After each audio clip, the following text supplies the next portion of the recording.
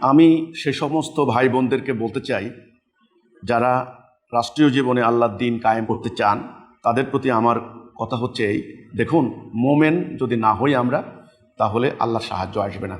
আর আল্লাহর সাহায্য না করলে কোনো দিন আপনি যত সংখ্যা হোক, যত এলেম থাকুক, আপনি যত মাদ্রাসায় পড়েন, কোনো লাভ হবে না, দ্বীন কায়েম করতে পারবেন না।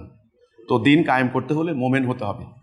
এই মোমেনকে সূরা হুজরাতের 15 নম্বর আয়াত, কোরআন শরীফ খুলে দেখেন, নিশ্চয়ই তাহারাই মোমেন যারা আল্লাহ এবং তার রাসূলের প্রতি ঈমান আনে এবং জানমাল দিয়ে জিহাদ করে। ঈমান এবং জিহাদ, কাজেই ঈমান আনতে হবে একদম খালেস নিয়তে, ভেতরে কাউকে ভয় করা যাবে না, শুধু আল্লাহর আনুগত্য করা, এবং জান এবং মাল দিতে হবে, কোনো স্বার্থ থাকা যাবে না। আপনার যা কিছু আছে, আপনার মাল এবং আপনার জান দিতে হবে।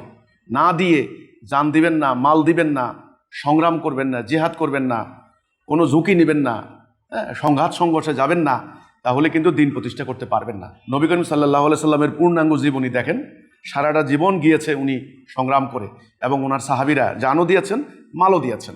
এজন্যে আমি সবাইকে বলতে চাই, যারা আসলে দিন প্রতিষ্ঠা করতে চান, আল্লাহর সাহায্য লাগবে। আর আল্লাহ সাহায্য করবেন মোমেনকে। আমরা যেন মোমেন হই, কিভাবে মোমেন হওয়া যায় সেটা নিয়ে আপনি চিন্তা করেন। আমরা হিজবুত তৌহিদ সেই উপায় তুলে ধরছি। আল্লাহ আমাদের সবাইকে মোমেন হিসেবে কবুল করুক, আমিন।